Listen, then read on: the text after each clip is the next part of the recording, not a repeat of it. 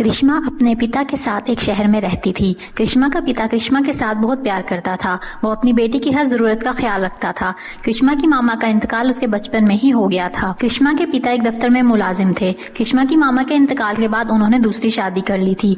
उनकी भी एक बेटी थी जो कृष्णा जितनी ही थी। उसका नाम शीजा था। कृष्णा और शीजा की उम्र एक जितनी थी, लेकिन कृष्णा देखने में काफी खूबसूरत और गोरी रंगत की थी। शीजा का रंग काला था और देखने में भी आम शक्लो सूरत की थी।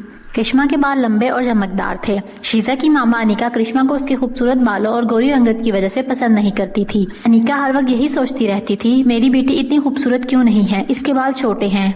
एक दिन वो अपनी बेटी शीजा के पास आती है और कहती है, बेटा मैंने तुम्हें इतने महंगे महंगे शैम्पू और कॉस्मेटिक लेकर दिए हैं, लेकिन तुम्हारे पास इनको इस्तेमाल करने का वक्त ही नहीं है। तुम्हें तो हर वक्त बस पार्टीज की लगी रहती है। थोड़ा वक्त घर में रहकर अपने बालों और फेस का ख्याल किया करो।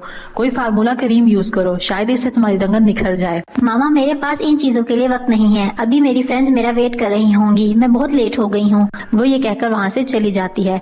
कृष्णा बचपन से ही प्यारी और खूबसूरत और समझदार थी। वो स्कूल में पढ़ती थी और दिल लगाकर पढ़ाई करती थी।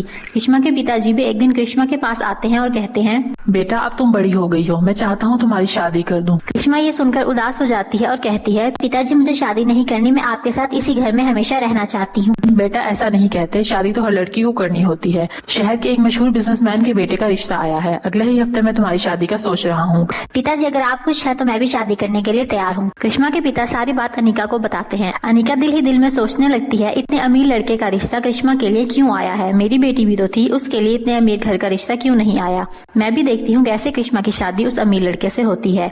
अगले ही रोज कृष्णा के पिता लड़के वालों को घर खाने पर बुला लेते हैं। लड़का देखने में काफी खूबसूरत होता है और इस तरह शादी की डेट फिक्स हो जाती है। शीजा अपनी मामा से कहती है, मामा कृष्णा की शादी मेरे से पहले क्यों हो रही है। लड़का खूबसूरत और अमीर है, आप मेरे लिए भी इतना ही अमीर खूबसूरत लड़का ढूंढे। बेटा परेशान ना हो, कृष्णा की शादी मैं इस अमीर लड़के से कभी नहीं होने दूंगी।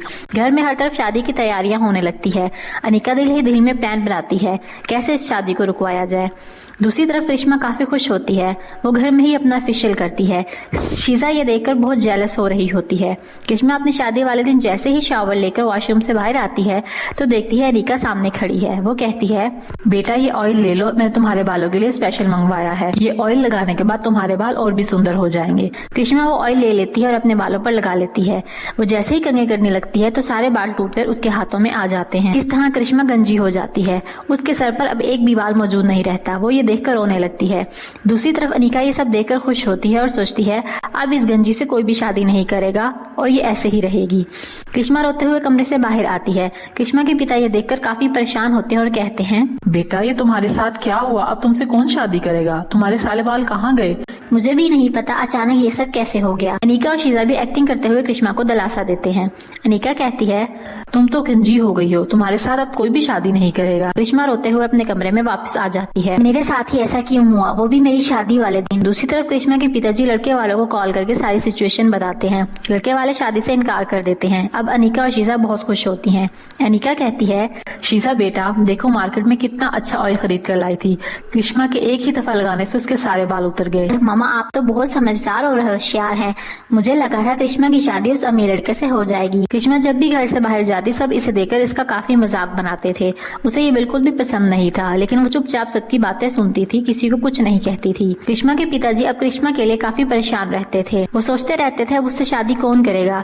इसी सोच की वजह से वो बीमार रहने लगे थे। कृष्णा अपने पिताजी से कहती है, पिताजी आप परेशान ना हो, मैं तो वैसे भी शादी नहीं करना चाहती थी, हमेशा आपके साथ रहना चाहती थी। क्या हुआ अगर मेरी शादी नहीं हुई। बेटा अब मेरी तबीयत खराब रहने लगी है, मेरे जाने के बाद तुम्हारा ख्याल कौन रखेगा। आप ऐसी बातें ना करें, आपको कुछ भी नहीं होगा। स्कूल में सभी बच्चे कृष्णा के बाल ना होने की वजह से कृष्णा को काफी तंग करते थे। अब वो देखने में इतनी खूबसूरत नहीं लगती थी, क्योंकि कृष्णा की खूबसूरती की असल वजह उसके लंबे बाल थे। ऐसे ही दिन गुजरने लगते हैं। कृष्णा अब काफी उदास रहने लगती है। एक दिन कृष्णा स्कूल से वापस घर जा रही होती है। रास्ते में अचानक उसके सामने खूबसूरत परी आती है जिसने लाल रंग का ड्रेस पहना होता है।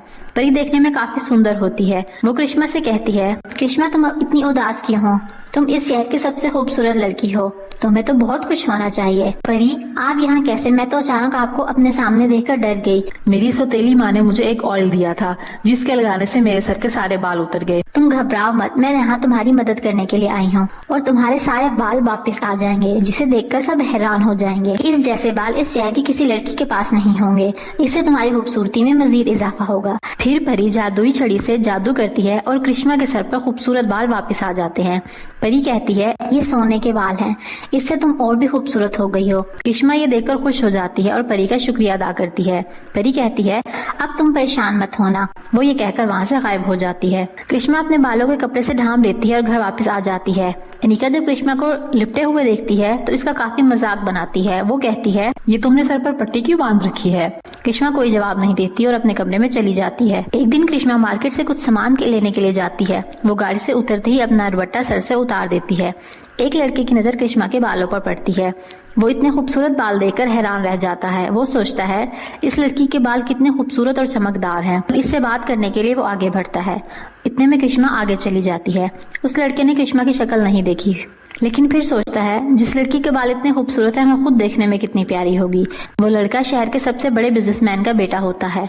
वो पूरे शहर में ऐलान करवाता है, जिस लड़की के सुनहरी बाल हैं, मैं उससे शादी करूंगा। ये ऐलान सुनते ही शहर में रहने वाली सभी लड़कियां अपने बालों को सुनहरे रंग से रंग लेती हैं।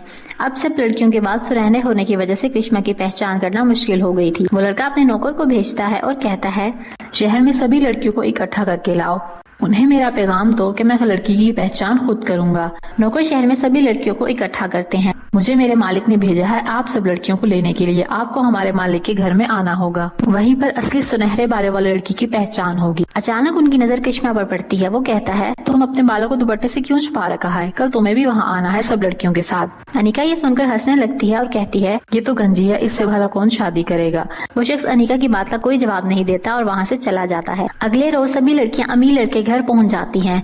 वहाँ पर बारी बारी सभी लड़कियों को सर पर पानी डालने के लिए कहा जाता है। जैसे ही लड़कियां अपने सरों पर पानी डालती हैं तो उनका सुनहरा रंग उतर जाता है। आखिर में कृष्णा की बारी आती है। वो शख्स बाल्टी लेकर उसके पास आता है और सर से दुपट्टा उतारने का कहता है और फिर पानी उसके सर पर डाल देता है। तो सभी लोग कृष्णा के बाल देखकर हैरान रह जाते हैं। वो सोने के बाल चमक रहे होते हैं। कृष्णा फिर खुद अपने सर पर पानी डालती है। उसके बालों की रंगों को कुछ भी नहीं होता। अनिका और शीजा ये देखकर हैरान हो जाती हैं। कृष्णा के सर पर इतने चमकदार और खूबसूरत बाल कैसे आए? थोड़ी देर बाद लड़का कृष्णा के पास आता है और कृष्णा को शादी के लिए कहता है, मुझे आपसे शादी करने में कोई मसला नहीं, लेकिन इस शादी का फैसला मेरे पिताजी करेंगे। अगले ही दिन लड़का अपने माँ बाप के साथ कृष्णा के घर जाता है।